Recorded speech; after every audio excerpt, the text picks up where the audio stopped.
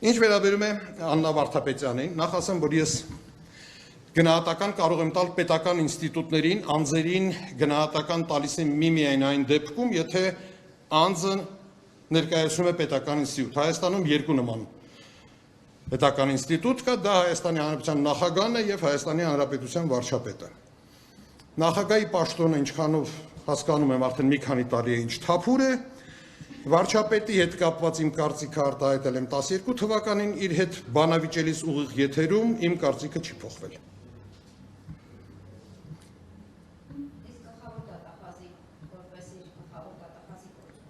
Ես ասեցի անձերին չեմ գնահատում, եթե ձեր հարցը վերաբերում է դատախազությանը, ապա իմ կարծիքով դատախազությունը 3 ուղղություններով հասել է լուրջ բարձունքների։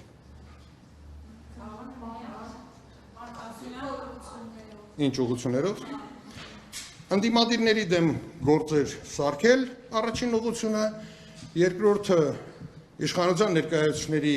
հանցավոր արարքները չնկատելու եւ երրորդը սեփական պատասխանատվությունից խուսափելու։